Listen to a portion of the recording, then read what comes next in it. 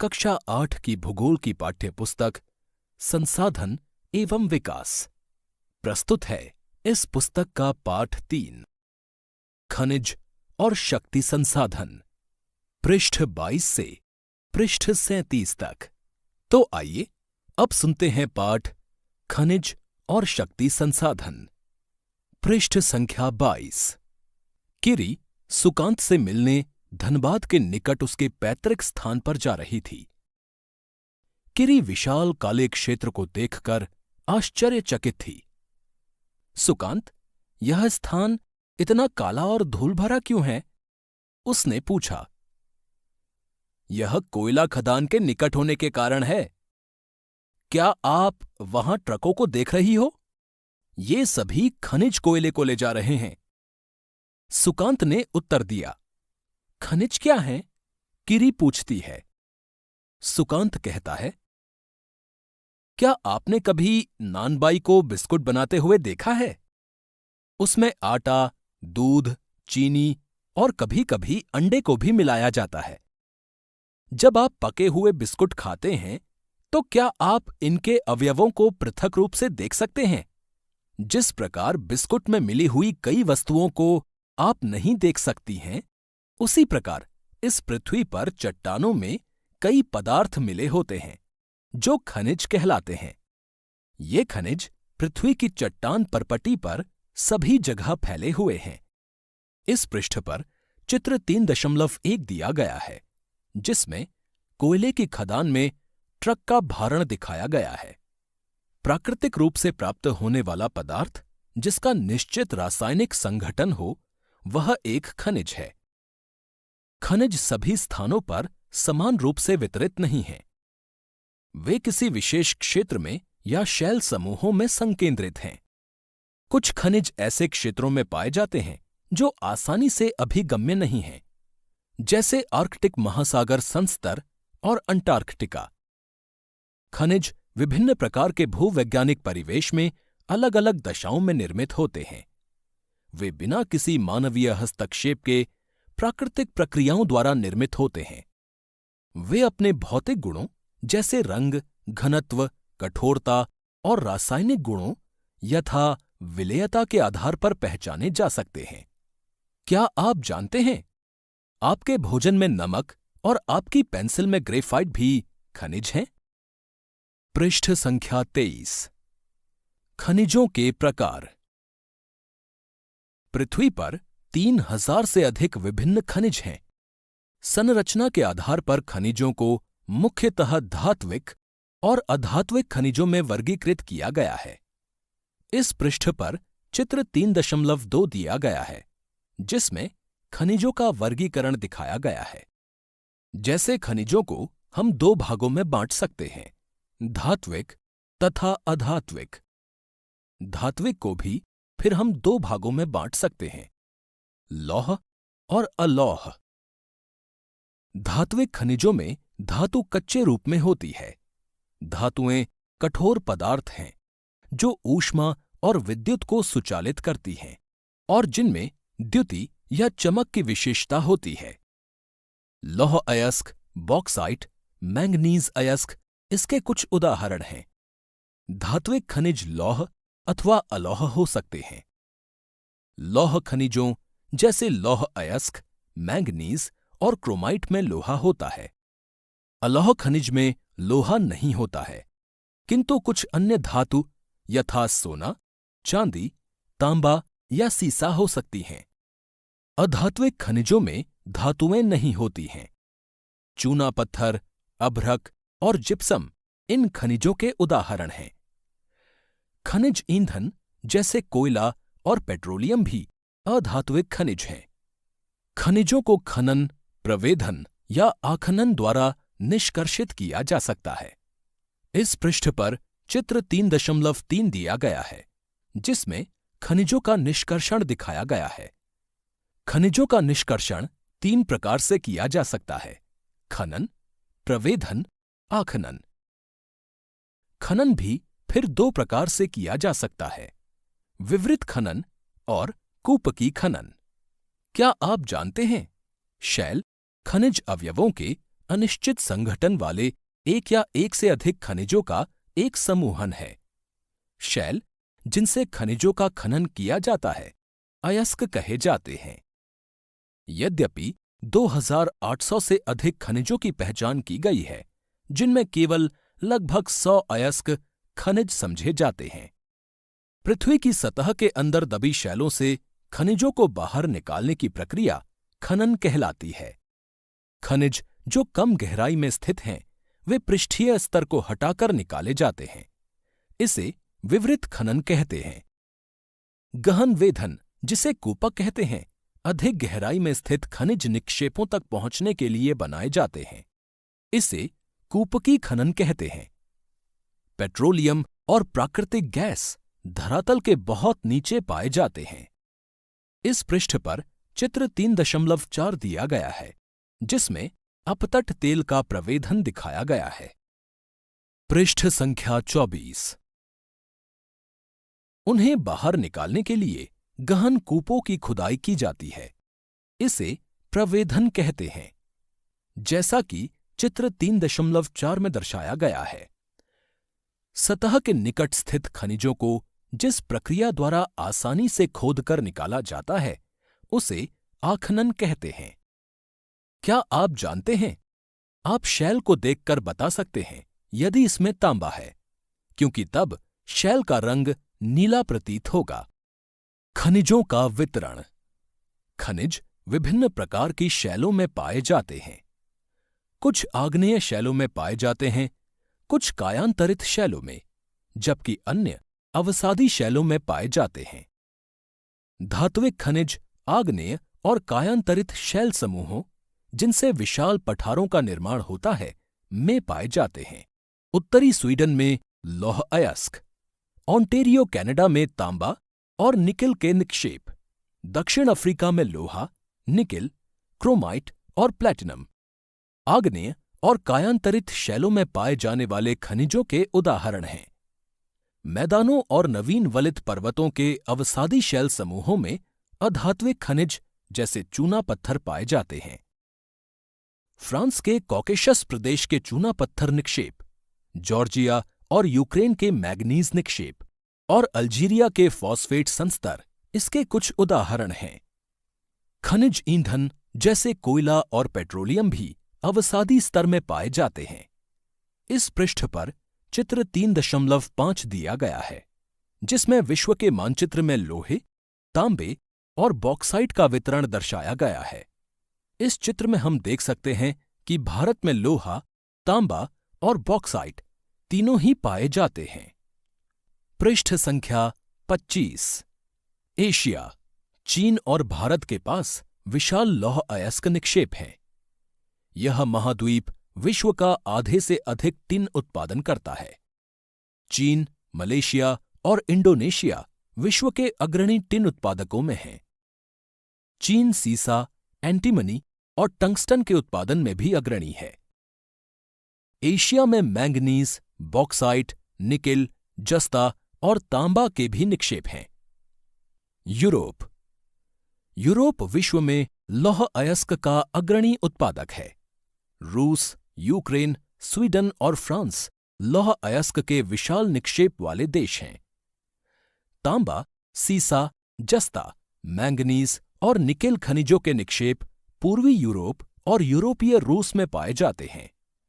क्या आप जानते हैं, स्विट्जरलैंड में कोई ज्ञात खनिज निक्षेप नहीं है। आओ कुछ करके सीखें। विश्व के रूपरेखा मानचित्र में कैनेडियन शील्ड, अपलेशियन पर्वत, ग्रेट लेक और पश्चिमी कार्डिलेरा पर्वत श्रृंखला को मानचित्रावली की सहायता से चिन्हित कीजिए। उत्तर अमेरिका। उत्तर अमेरिका में खनिज निक्षेप 3 क्षेत्रों में अवस्थित हैं। ग्रेट लेक के उत्तर में कैनेडियन शील्ड प्रदेश, अपलेशियन प्रदेश और पश्चिम की पर्वत श्रृंखलाएं। लौह अयस्क, निकेल, सोना, यूरेनियम और तांबा का खनन कैनेडियन शील्ड प्रदेश में और कोयले का अपलेशियन प्रदेश में होता है। इस पृष्ठ पर चित्र 3.6 दिया गया है, जिसमें विश्व के मानचित्र पर खनिज तेल और कोयले का वितरण दिखाया गया है। हम मानचित्र में देख सकते हैं कि भारत में भी कोयला और खनिज तेल पाया जाता है। पृष्ठ संख्या 26।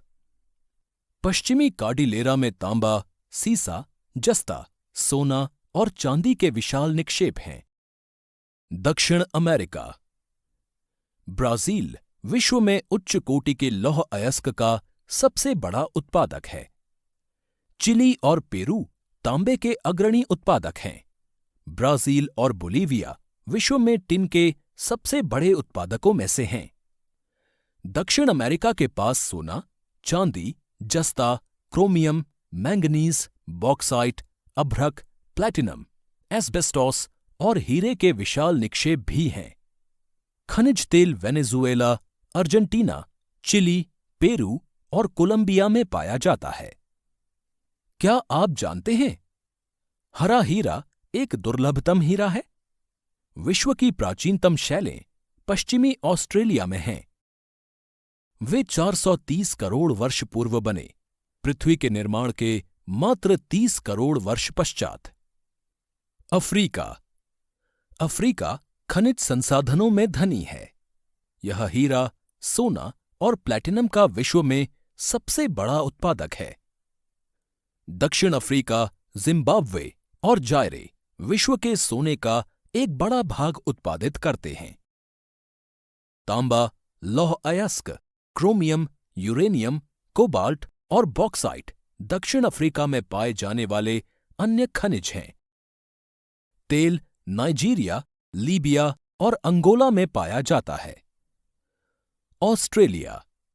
ऑस्ट्रेलिया विश्व में बॉक्साइट का सबसे बड़ा उत्पादक है। यह सोना, हीरा, लौह अयस्क, टिन और निकेल का अग्रणी उत्पादक है। यह तांबा, सीसा, जस्ता और मैंगनीज में भी संपन्न है। पश्चिम ऑस्ट्रेलिया के कालगुरली और कूलगाडी क्षेत्रों में सोने के सबसे बड़े निक्षेप हैं। अंटार्कटिका। विभिन्न खनिज निक्षेपों पूर्वानुमान से कुछ संभवतः विशाल के लिए अंटार्कटिका का भूविज्ञान पर्याप्त रूप से सुप्रसिद्ध है। ट्रांस अंटार्कटिक पर्वत में कोयले और पूर्वी अंटार्कटिका के प्रिंस चार्ल्स पर्वत के निकट लोहे के महत्वपूर्ण मात्रा में निक्षेपों का पूर्वानुमान किया गया है। लौह अयस्क, सोना, चांदी और तेल भी वाणिज्यिक मात्रा में उपलब्ध हैं। आओ कुछ करके सीखें। किन्हीं 5 खनिजों के उपयोग की सूची बनाइए। खनिजों के उपयोग। खनिजों का उपयोग कई उद्योगों में होता है। रत्नों के लिए प्रयोग किए जाने वाले खनिज प्रायः कठोर होते हैं। इन्हें आभूषण बनाने के लिए विभिन्न शैलियों में जड़ा जाता है। तांबा एक अन्य धातु है जिसका उपयोग सिक्के से लेकर पाइप तक प्रत्येक वस्तु में किया जाता है। कंप्यूटर उद्योग में प्रयुक्त होने वाला सिलिकॉन क्वार्ट्ज से प्राप्त किया जाता है। एल्यूमीनियम, जिसे उसके अयस्क बॉक्साइट से प्राप्त किया जाता है, का उपयोग ऑटोमोबाइल और हवाई जहाज, बोतलबंदी उद्योग, भवन निर्माण और रसोई के बर्तन तक में होता है। पृष्ठ संख्या 27। खनिजों का संरक्षण।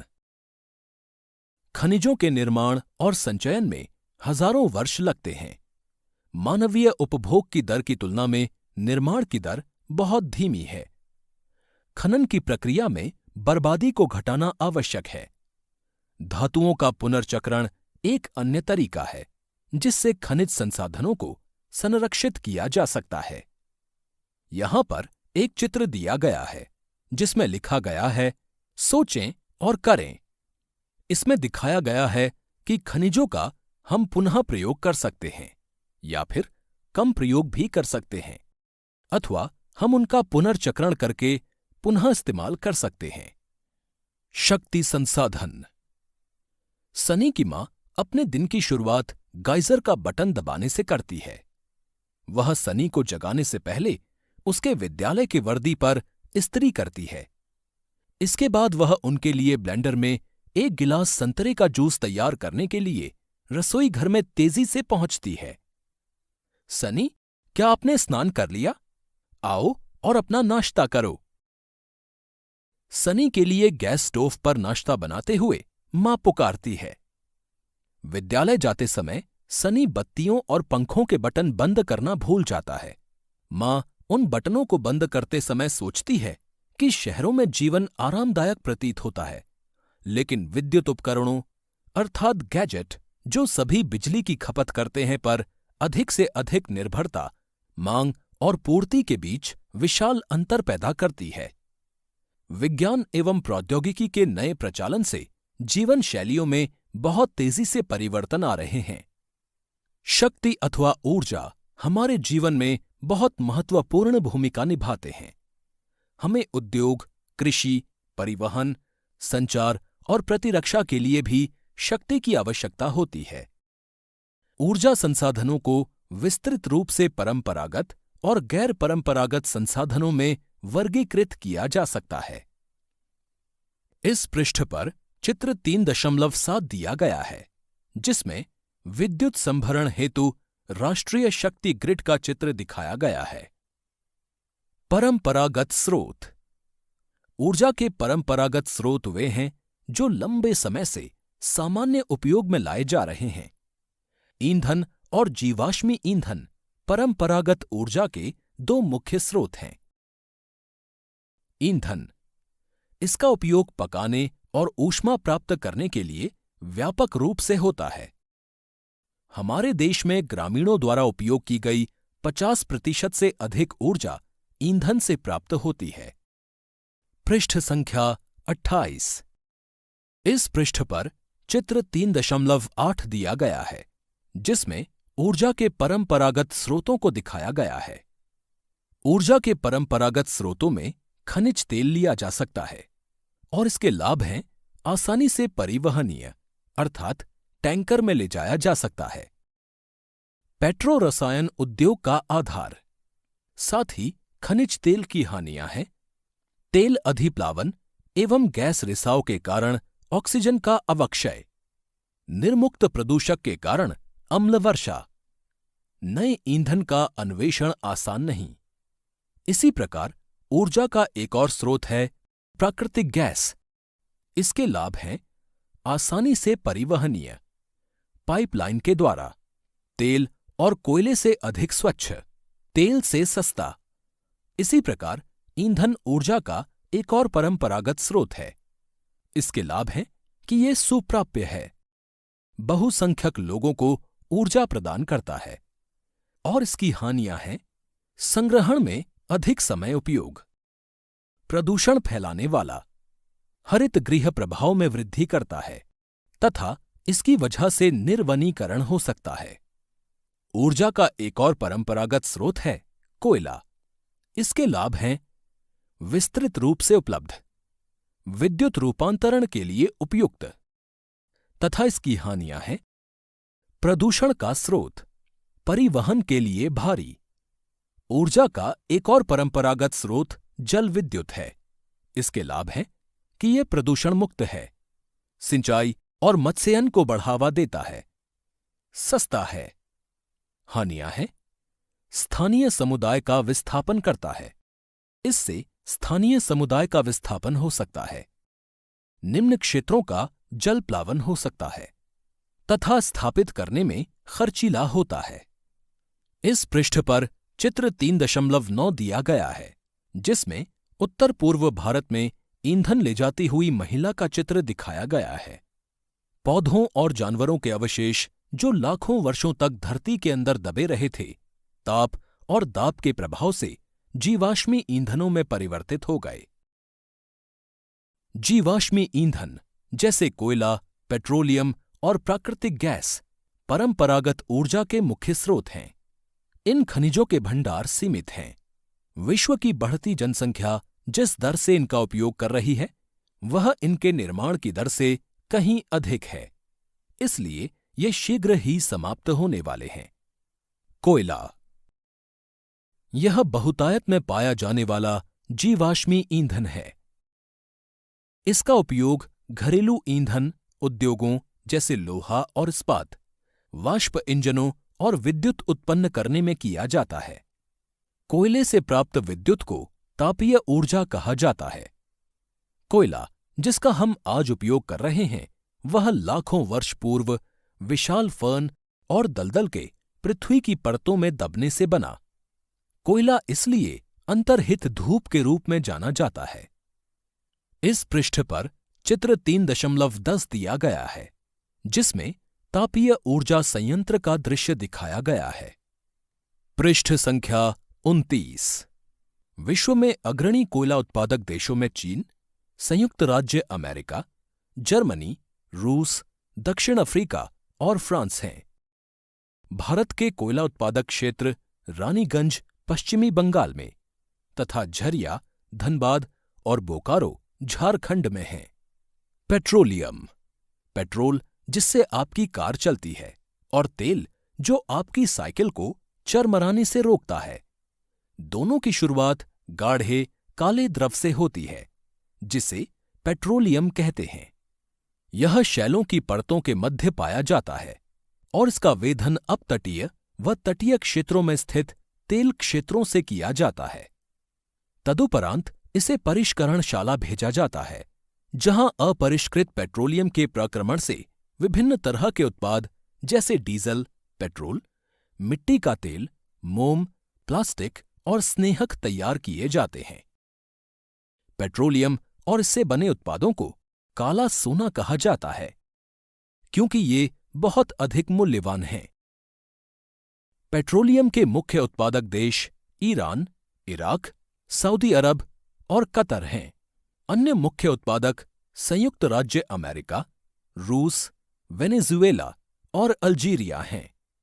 भारत में मुख्य उत्पादक क्षेत्र असम में डिगबोई, मुंबई में बॉम्बे हाई तथा कृष्णा और गोदावरी नदियों के डेल्टा हैं। शब्द उत्पत्ति। पेट्रोलियम शब्द लैटिन के शब्दों पेट्रा अर्थ शैल, ओलियम अर्थ तेल से लिया गया है, इसलिए पेट्रोलियम का अर्थ शैल तेल है। इस पृष्ठ पर चित्र 3.11 दिया गया है, जिसमें अपरिष्कृत पेट्रोलियम का चित्र दिखाया गया है। प्राकृतिक गैस। प्राकृतिक गैस पेट्रोलियम निक्षेपों के साथ पाई जाती है और तब निर्मुक्त होती है जब अपरिष्कृत तेल को धरातल पर लाया जाता है। इसका प्रयोग घरेलू और वाणिज्यिक ईंधनों के रूप में किया जा सकता है। रूस, नॉर्वे, यूके और नीदरलैंड प्राकृतिक गैस के प्रमुख उत्पादक हैं। भारत में जैसलमेर, कृष्णा गोदावरी डेल्टा, त्रिपुरा और मुंबई के कुछ अपतटीय क्षेत्रों में प्राकृतिक गैस संसाधन हैं। विश्व के बहुत कम देशों के पास प्राकृतिक गैस के अपने पर्याप्त भंडार हैं। हमारे द्वारा जीवाश्मी ईंधनों के उपयोग की तीव्र वृद्धि ने चिंताजनक दर से इन्हें समाप्ति तक पहुंचा दिया है। इन ईंधनों के जलने से निकलने वाले विषैले प्रदूषक भी चिंता का विषय हैं। जीवाश्मी ईंधन का अनियंत्रित जलना अनियंत्रित टोंटी के टपकने के समान है, जो अंततः सूख जाती है।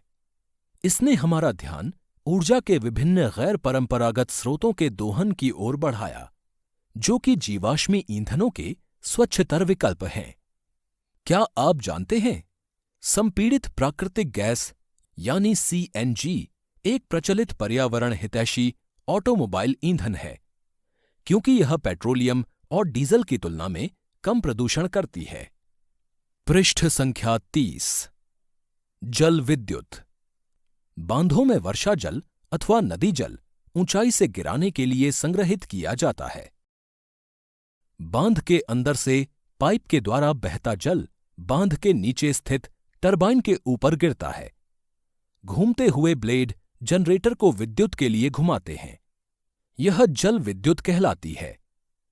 विद्युत उत्पन्न करने के बाद जो जल बहता है, उसका उपयोग कृषि में किया जाता है।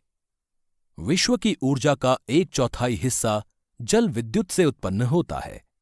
विश्व में जल विद्युत के अग्रणी उत्पादक देश पराग्वे, नॉर्वे, ब्राजील और चीन हैं।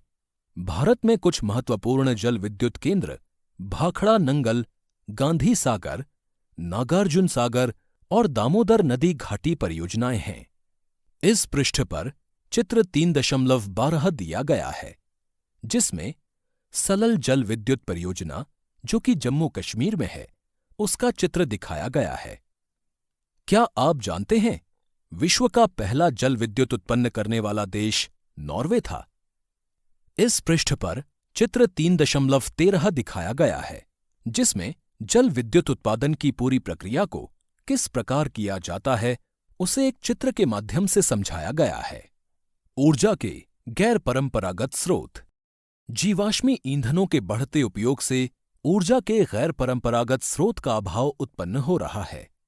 ऐसा अनुमान किया जाता है कि यदि वर्तमान दर से इनका उपभोग लगातार होता रहा तो इन ईंधनों के भंडार समाप्त हो जाएंगे।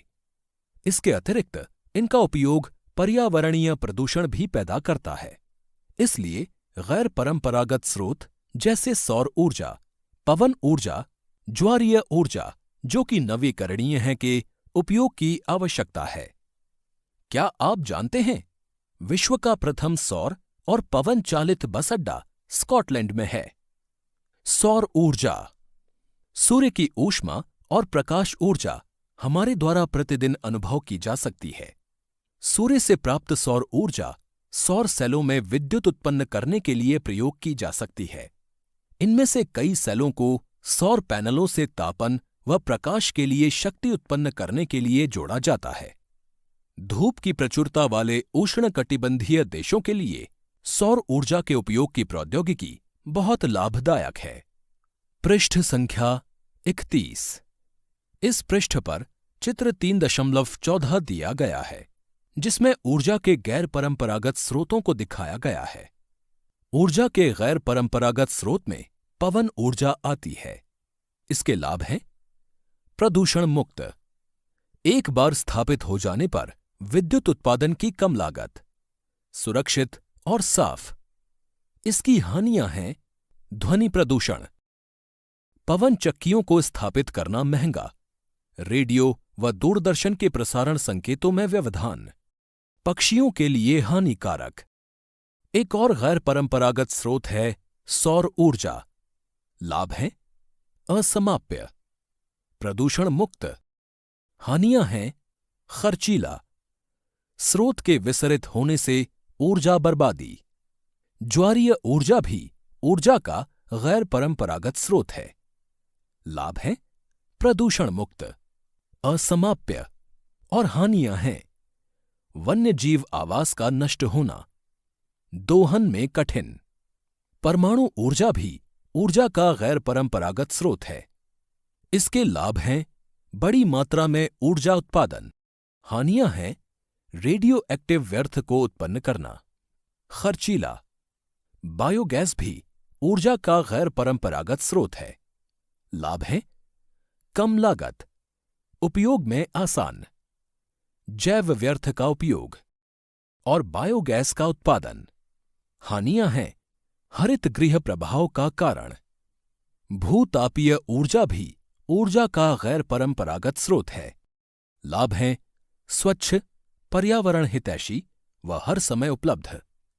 हानि है: शहर से बहुत दूर अवस्थित होने के कारण विद्युत वहन खर्चीला। सौर ऊर्जा उपयोग का सौर तापक, सौर कुकर, सोलर ड्रायर के साथ साथ समुदाय को रोशनी देने और यातायात संकेतों में भी होता है। इस पृष्ठ पर चित्र 3.15 दिया गया है, जिसमें सौर ऊर्जा प्राप्त करने के लिए सौर पैनल दर्शाए गए हैं। पवन ऊर्जा।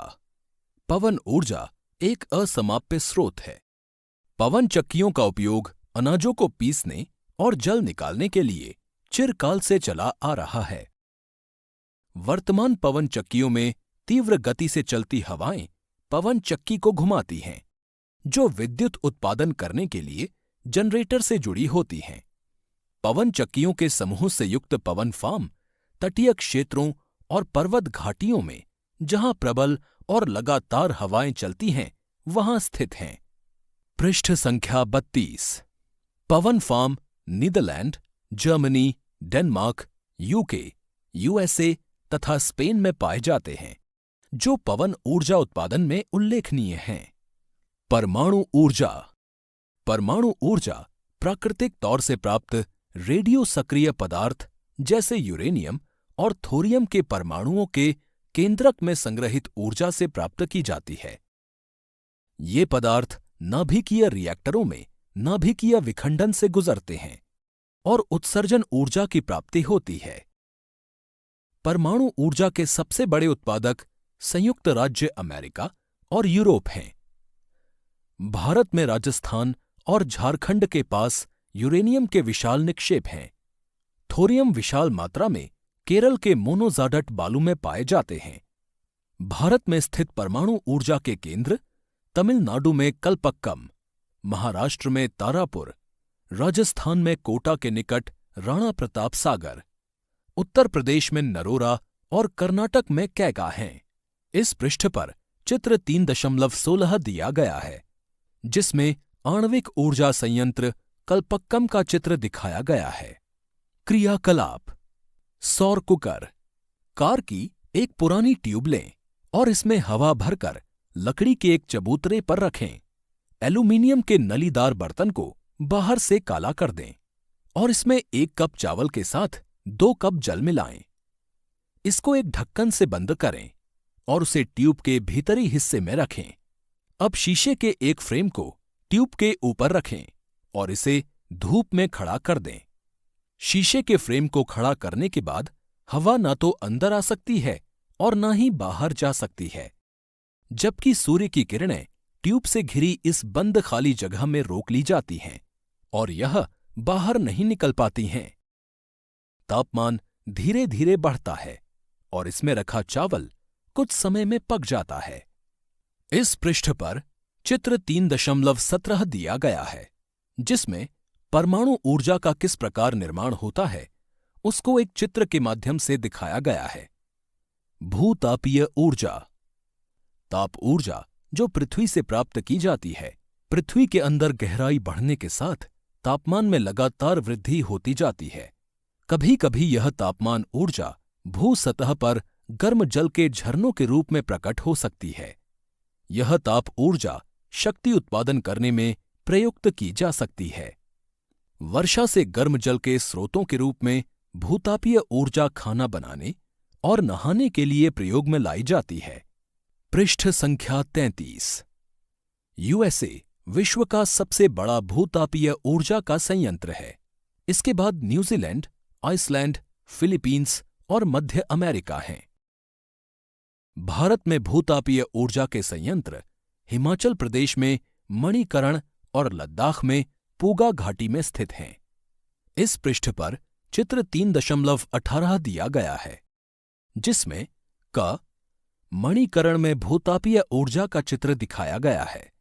ख भूतापीय ऊर्जा की सहायता से भोजन पकाने का चित्र भी दिखाया गया है। इसी प्रकार इसी पृष्ठ पर चित्र 3.19 भी दिया गया है, जिसमें भूतापीय ऊर्जा से किस प्रकार विद्युत निर्माण किया जाता है उसको चित्र की सहायता से दिखाया गया है। ज्वारीय ऊर्जा: ज्वार से उत्पन्न ऊर्जा को ज्वारीय ऊर्जा कहते हैं। इस ऊर्जा का विदोहन समुद्र के संकरे मुहाने में बांध के निर्माण से किया जाता है।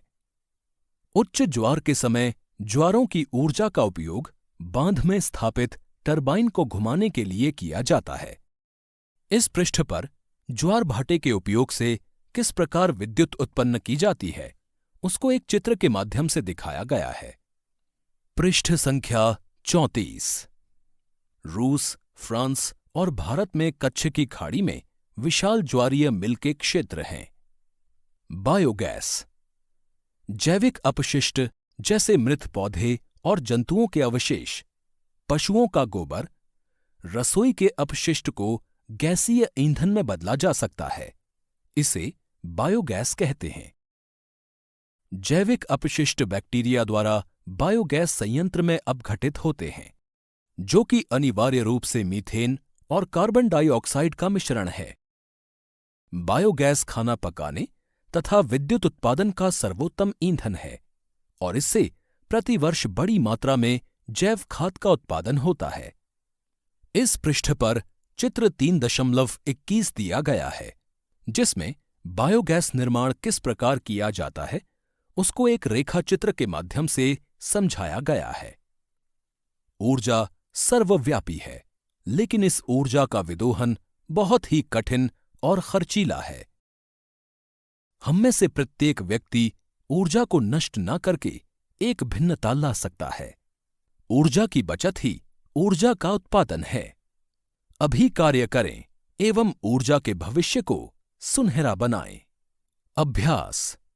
प्रश्न 1। आगे दिए प्रश्नों के उत्तर दीजिए। पहला, प्रतिदिन आपके उपयोग में आने वाले 3 सामान्य खनिजों के नाम बताइए। दूसरा, अयस्क क्या है?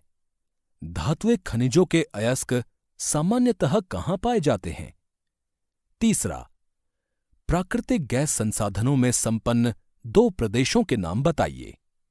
चौथा, आगे दिए गए बिंदुओं के लिए आप ऊर्जा के किन स्रोतों का सुझाव देंगे? क, ग्रामीण क्षेत्रों, ख, तटीय क्षेत्रों, ग, शुष्क प्रदेशों। पांचवा, 5 तरीके दीजिए जिनसे कि आप घर पर ऊर्जा बचा सकते हैं। प्रश्न 2। सही उत्तर को चिन्हित कीजिए। पहला, आगे दिए गए बिंदुओं में से कौन सी एक खनिजों की विशेषता नहीं है? क, वे प्राकृतिक प्रक्रियाओं द्वारा निर्मित होते हैं। ख, उनका एक निश्चित रासायनिक संगठन होता है। ग, वे असमाप्य होते हैं। घ, उनका वितरण असमान होता है। पृष्ठ संख्या 35। दूसरा, आगे दिए गए बिंदुओं में से कौन विश्व में तांबे का अग्रणी उत्पादक है? क, बोलीविया, ख, चिली, ग, घाना, घ, जिम्बाब्वे। तीसरा, आगे दी गई प्रक्रियाओं में से कौन सी आपके रसोई घर में द्रवित पेट्रोलियम गैस अर्थात एलपीजी को संरक्षित नहीं करेगी? क, पकाने से पहले दाल को कुछ समय के लिए भिगोना। ख, प्रेशर कुकर में खाना पकाना। ग, पकाने के लिए गैस जलाने से पूर्व सब्जी को काट लेना। घ, खुली कढ़ाई में कम ज्वाला पर भोजन पकाना। प्रश्न 3। कारण बताइए। पहला, बड़े बांधों के निर्माण के पूर्व पर्यावरणीय पहलुओं को ध्यानपूर्वक देखना चाहिए। दूसरा, अधिकांश उद्योग कोयला खानों के पास केंद्रित होते हैं। तीसरा, पेट्रोलियम को काला सोना कहा जाता है। चौथा, आखनन पर्यावरणीय चिंता का विषय हो सकता है। प्रश्न 4। आगे दिए गए बिंदुओं में अंतर स्पष्ट कीजिए। पहला, परंपरागत और गैर परंपरागत ऊर्जा के स्रोत। दूसरा, बायोगैस और प्राकृतिक गैस। तीसरा, लौह और अलौह खनिज। चौथा, धात्विक और अधात्विक खनिज। प्रश्न 5। क्रियाकलाप। पहला, हमारे जीवन में उपयोग किए जाने वाले विभिन्न प्रकार के ईंधनों को प्रदर्शित करने के लिए पुरानी पत्रिकाओं से चित्रों का प्रयोग करें और उन्हें अपने सूचना पट्ट पर प्रदर्शित करें। दूसरा, ऊर्जा संरक्षण की युक्तियां जिन्हें आप अपने विद्यालय में अपनाएंगे पर प्रकाश डालते हुए एक चार्ट बनाइए। तीसरा, सलमा की कक्षा ने विद्युत उपभोग सर्वेक्षण के द्वारा अपने विद्यालय का ऊर्जा लेखा परीक्षण करने के लिए एक कार्य अभियान चलाया। उन्होंने विद्यालय के छात्रों के लिए सर्वेक्षण पत्रक तैयार किए। पृष्ठ संख्या 36। विद्युत लेखा। यहां पर बहुत सारे स्तंभ और पंक्तियां दी गई हैं। पहले स्तंभ में सबसे ऊपर क्रम संख्या दी गई है। उसके पश्चात दूसरे स्तंभ में उपकरण यदि है लिखा गया है। उसके पश्चात तीसरे स्तंभ में मात्रा प्रयुक्त हो रही संख्या लिखा गया है। इसी प्रकार अगले स्तंभ में उपयोग समय कार्य घंटों की अनुमानित संख्या लिखा गया है। उसके बाद अगले स्तंभ में मात्रा वास्तविक आवश्यक संख्या लिखा गया है तथा अंतिम स्तंभ में क्या उपयोग न किए जाने पर भी ये चालू रहते हैं, हां या नहीं लिखा गया है। इसी प्रकार पहले स्तंभ की पहली पंक्ति में 1 लिखा गया है। दूसरे स्तंभ में उपकरण यदि है के नीचे प्रदीप्ति नलिका 40 वॉट लिखा गया है तथा इसी प्रकार आगे के खानों को स्वयं भरना है। इसी प्रकार क्रम संख्या 2 में उपकरण यदि है के नीचे लिखा गया है ताप दीप्त बल्ब 40 वॉट या 60 वॉट। आगे के खानों को स्वयं भरना है। क्रम संख्या 3 में उपकरण यदि है के नीचे लिखा गया है सह प्रभाव प्रदीप्ति लैंप अर्थात CFL। आगे के खानों को स्वयं भरना है। क्रम संख्या 4 में उपकरण के नीचे पंखे लिखा गया है। पंक्ति में आगे के खानों को स्वयं भरना है। क्रम संख्या 5 के आगे निर्वात पंखे लिखा गया है। इसी प्रकार क्रम संख्या 6 के आगे विद्युत घंटी या गुंजक लिखा गया है। क्रम संख्या 7 में दूरदर्शन, क्रम संख्या 8 में कंप्यूटर, क्रम संख्या 9 में वातानुकूलक, क्रम संख्या 10 में रेफ्रिजरेटर, क्रम संख्या 11 में बंद चूल्हा या गर्म रखने का डिब्बा, क्रम संख्या 12 में ध्वनि प्रवर्धक यंत्रावली, क्रम संख्या 13 में जल पंप या जलीय शीतल यंत्र, क्रम संख्या 14 में अधि ऊर्ध्व प्रक्षेपित्र, क्रम संख्या 15 में फोटोस्टेट मशीन, क्रम संख्या 16 में अन्य उपकरण दिया गया है तथा उसके आगे की पंक्ति में खानों को स्वयं भरना है। सर्वेक्षण के दौरान एकत्र किए गए आंकड़ों का प्रयोग करते हुए विद्यार्थियों ने 1 माह में उपयोग की गई इकाइयों एवं अनुमानित व्यय की गणना की और पिछले माह के विद्युत बिल से इसकी तुलना की। उन्होंने पंखों, बत्तियों और बंद न किए गए अन्य उपकरणों द्वारा उपभोग की गई विद्युत के अनुमानित मूल्य की भी गणना की। इस प्रकार उन्होंने उस मात्रा पर प्रकाश डाला जो बचाई जा सकती थी और ऊर्जा संरक्षण के लिए सामान्य आदतों के सुझाव दिए, जैसे आवश्यकता न होने पर उपकरणों को बंद कर देना, आवश्यकता अनुसार न्यूनतम उपयोग। पृष्ठ संख्या 37। खिड़कियों को खुली रखकर प्राकृतिक हवा और प्रकाश का अधिकतम उपयोग करना, बत्तियों को धूल रहित रखना, दिए गए निर्देशों के अनुसार उपकरणों की उचित देखभाल और उपयोग करना। क्या आप इस सूची में कुछ और युक्तियां जोड़ सकते हैं? आप घर पर इसी प्रकार का सर्वेक्षण कर सकते हैं और तब इसका विस्तार अपने पड़ोस तक कर सकते हैं और अपने पड़ोसियों को भी ऊर्जा के प्रति जागरूक कर सकते हैं।